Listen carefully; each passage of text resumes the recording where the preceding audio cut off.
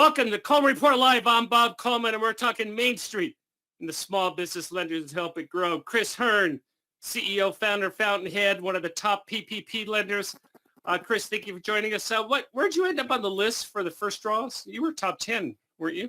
I don't think I was quite top 10. We were somewhere. I don't know.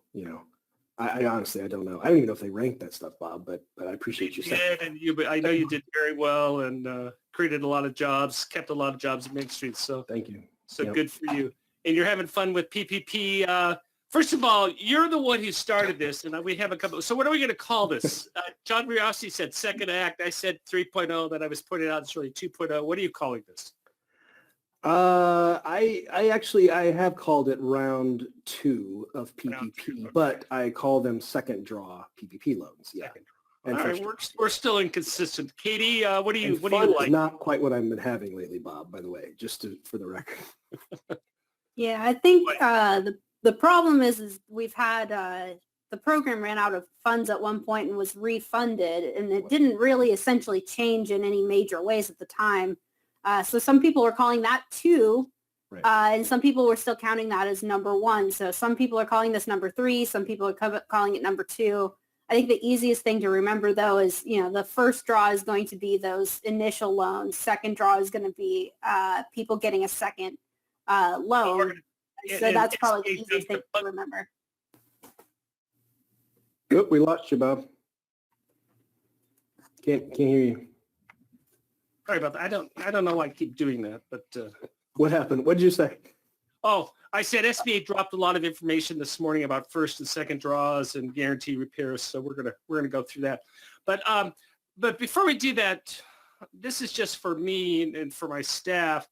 What platform do you prefer as a webinar dashboard? I think everyone's now familiar with Zoom. Well, obviously we use GoToWebinar. Either is fine, or you like another platform. Do you have an opinion, Chris? What do you guys like? I have no opinion. I've used both lots, so. Okay. Go to webinar. I use Teams as well. I don't know if you count that as well. I guess you could be another platform. Yeah. Cool. Okay. Thank you for that response. Number 2, if we go to Zoom, do you want to be in camera, or does your bank have issues with privacy concerns?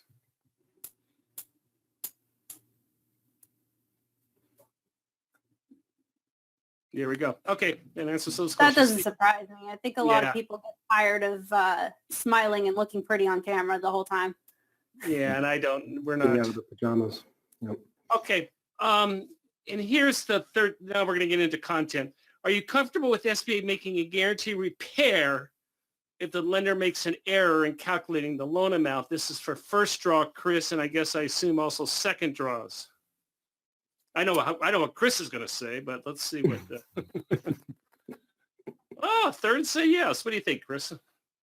I mean, I guess I have to dig into this in greater detail, Bob. I'm not exactly sure what they came out with, to be honest with you. Boy, you're being political. Very good, Chris. No. It wasn't me trying to be political. It's just being honest. I literally have not had a second to read this yet. So what did they say? What is Katie, the issue? go to it. Katie, and then I'll tell you my answer. All right, Katie, go ahead. So there is a little bit of information on that specifically. What they're basically saying is if the borrower made a mistake and they end up receiving a larger loan than the maximum amount that they can, and it's completely the borrower's mistake, then they will still have the guarantee.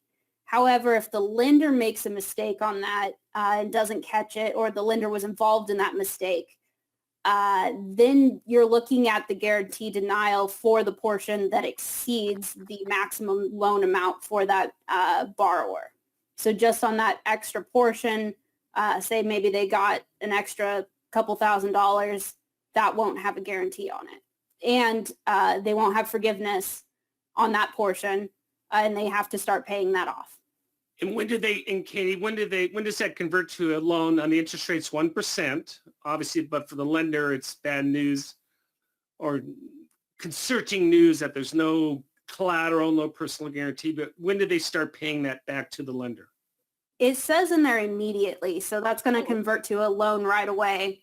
Hopefully, most of these mistakes aren't large mistakes, and it's just a small maybe a rounding error or something like that.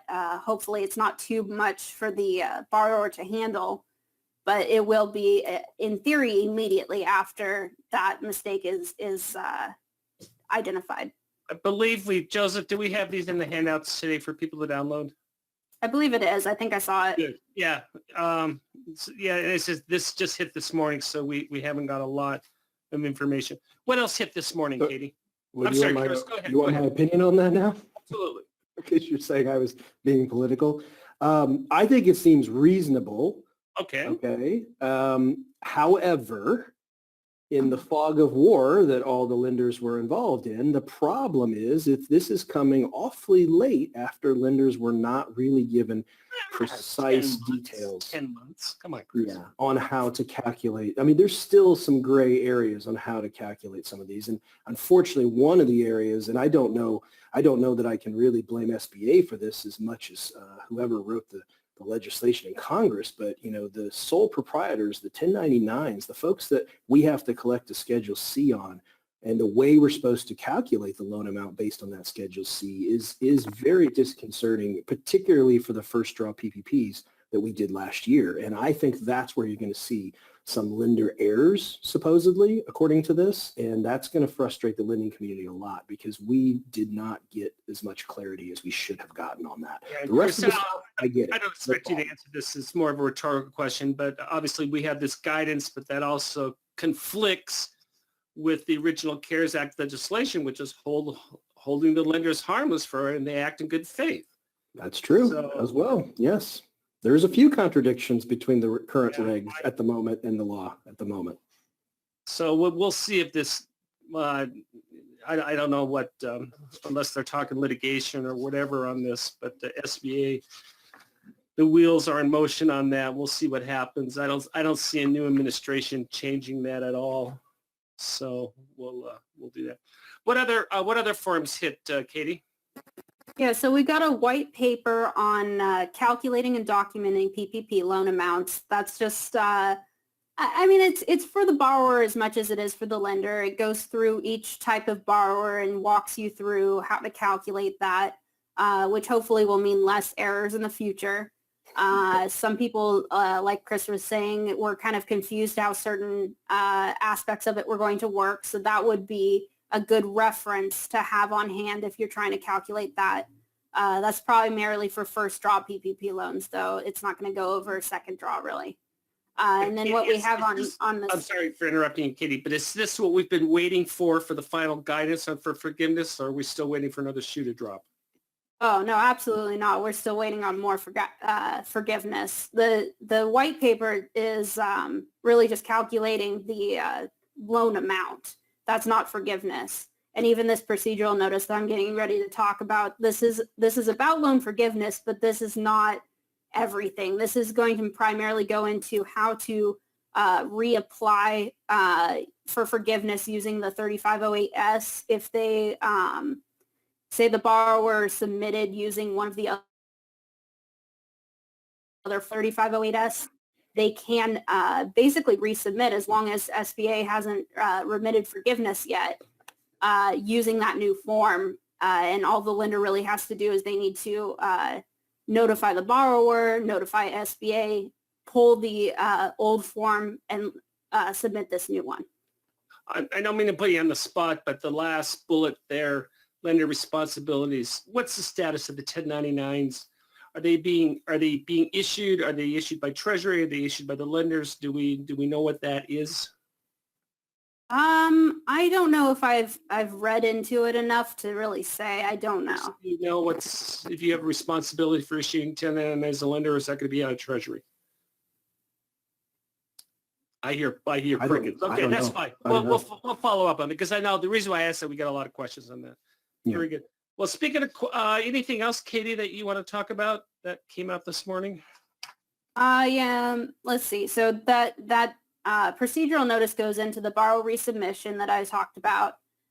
There's notification responsibilities for the lender, listing off all the things the lender might have to notify the borrower about if something changes, and that just kind of creates a list there of all the things that would need to be notified. And then the last section that you were kind of pointing to was about the top offsets, remittance to lenders and lender debt, which goes into if the lender has debt, how that's handled with their 1502 report. Real quick, talk about the IFR regarding faith-based organizations. What's going on with that? So this is a proposal from the SBA that basically says what we have right now is there are certain religious organizations that are ineligible to participate in SBA loans, the general business loan programs, because of their religious status. And this proposal basically would get rid of that, saying that it really is a problem facing the First Amendment rights and things like that, free exercise clause. So that would get rid of that complication when making business loans. Chris, I assume this affects primarily daycares that are affiliated with the religious organization. Yeah, we've had to kick out daycares over the years because they're overtly religious according to SBA in some cases, and so they've been ineligible up to this point. Yeah, and obviously those are for profit. As an aside, this probably also affects. Now I'm speculating, but I assume this spills over into the USDA B&I program for nonprofits and for religious-based hospitals as well. So we'll see what happens, and we'll be following that. Hey, we want to get to questions. We have a ton of questions. We appreciate that. So let's go to those. Do we have Joseph? Do you have them queued up? Do I have them? What's going on with that? Hey, while you're finding the questions, don't forget there was also a drop right before we came on air here. Oh, tell me. The second draw PPP loans, how to calculate revenue reduction, maximum loan amounts, what documents needed. And Please, the biggest difference is that now, we are, day eight, technically, if you were a CFI, and now on day 8, we're finding out that applicants actually have to sign the financial statements that say that they qualify, that demonstrate the 25% revenue reduction, and then initial all the pages with those financial statements. Or if they submit bank statements, they actually have to go back through and show the lender where it's at, initial it, sign that as well. So it's a little frustrating to be hearing about this right now when I know there's probably thousands, if not tens of thousands of loans that have already been processed from CFIs and from smaller institutions. I know we have to now go back over hundreds of files and get this information. So that literally just happened right before we got on. So just want to make sure people are aware of that. If you haven't seen it, look it up. And you sound very chipper about that news. Chipper's not the adjective I would use, Bob, but trying to be great. I appreciate that. Keep me out of trouble. Yep. There you go. That's a real. Joseph, do we have questions? I have 4 here. We'll take. I'll let you deal with Mike on that. Number 1, Corey asked the question: can you use year-end 2019 versus year-end 2020 to qualify for the 25% reduction? In other words, at the regs say quarter to quarter, but can we use an entire year-to-year comparison, Chris? You could use a year-to-year comparison if you have tax returns. The problem is not too many people will have filed 2020 tax returns by now that are business owners. It's a good question. I'm not entirely sure if we have enough guidance if that would be accurate or not. One would think so, because we're allowed to accept internally generated financial statements, showing the quarterly P&Ls. So if we had a 2019 business tax return, we had year-end financial statements for 2019 that was basically in alignment with that, and then we had 2020 year-end financial statements. One would think that would be acceptable, but it is not in the regulatory drop that was just issued before we came on air. This comes across your organization, Chris. Are you going to just bump it back to the borrower and say, hey, give me quarterlies? Or, and I assume that would be the appropriate response. In terms of, you talking about Jared's question, or are you talking about? No, the original question. Do you just say, hey, guys, give me a quarterly breakdown? That's probably what we're going to have to do. Yeah, it's going to become an additional task for our closers as we go to close these loans, presumably. I don't particularly want to go back to hundreds of borrowers right now, slow the process down before we get their approvals out of SBA. which I still have not heard of the SBA issuing any approvals just yet, by the way. But we don't want to particularly slow that down. We'll just catch it up as part of our closing process. All right. Questions come up. Thanks, guys.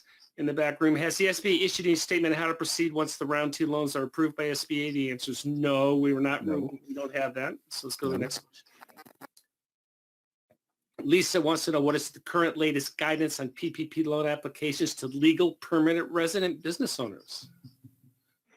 It's a good question. I mean, legal permanent resident business owners normally qualify for regular SBA loans. So I would think they should be fine. Candidly, I'm sure it's probably in one of the 27 IFRs from last year. We'd have to go back in and try to find, but they're eligible under normal SBA eligibility standards. So I think it would probably be fine. Yeah, I agree. I think there's also a Q&A that probably covers that. I believe I remember something in the Q&As. Yep. Yeah. Treasury FAQs. Go look on Treasury. Yep. Yeah, you have legal permanent residents. You're eligible. Russell just makes a comment. Is not happy that SBA is releasing updated forgiveness information. That they haven't released it. He wants to see it. Well, technically, they still have some more time, though. I mean, if I recall a few weeks back, remember Katie had that big long laundry list of timelines that stretched long as your arm, and I think they're supposed to release a one-page certification on forgiveness on the sub 150 loans. I think that's supposed to come out in about 5 days, actually, if they take as much time as allowed. I think it's the 24th, 25th, maybe something like that. So it's forthcoming, Russell. Okay. The question from Sandy is, discuss what documentation needs to be sent back to SBA. I tell Sandy, hang on to that. Just relax. Let's wait for the final guidance from SBA. I assume that's what you're telling your people, Chris, correct? Yes, absolutely. Everybody with an under $150,000 loan from us, we're telling them, let's just be patient. Let's wait. Rather than you spend hours and hours, collecting all this documentation, you very likely will only have to fill out this one page, submit it to us, and we'll be done. And I'd even wait for loans over 150 because we may get something on that as well. But it's possible. Yeah. Possible. But documentation in general is, they're going to have to, according to the regs, they have to submit if they have rent expenses like a rent statement. They've got to submit that. They've got to submit a copy of the rent itself, the lease agreement itself. If they've got mortgage interest payments, they've got to submit that statement. They've got to submit a copy of the note for that. They've got to submit all the payroll documentation that supports whatever amount they're asking for forgiveness on the payroll. Utility statements. Now they're going to be able to submit PPE information, which we've covered here before. I mean, there's a fair amount of documentation that they're going to have to be. Dropped off. Is that me or Chris? Or back up? Okay. Final question, and then we'll close it out. Do we need to fund these loans within 10 days, Chris? Yes, you're supposed to fund them within 10 days of getting the SBA loan number, the approval, and you have to report on your 1502 as well.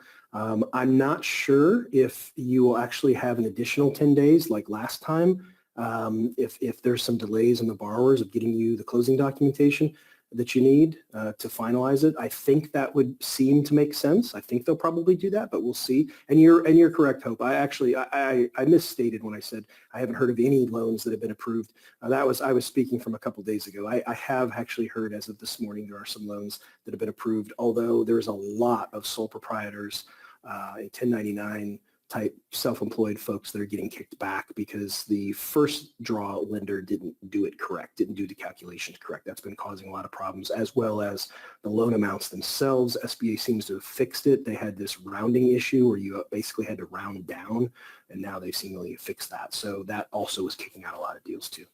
Very good. Hey, we have a webinar coming up with Lance, top of the hour, about are you ready for your 221 review?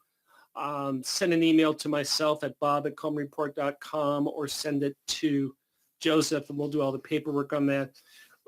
As we said, we're going to do the webinar. We're going to move that from Thursday to next Tuesday because we didn't get the information we expected. Everyone who attended last week obviously will be invited to that. but we will update that, and we will do that next Tuesday. Chris, thank you so much for your time. Thanks for having me. Keep Good luck, everybody. plugging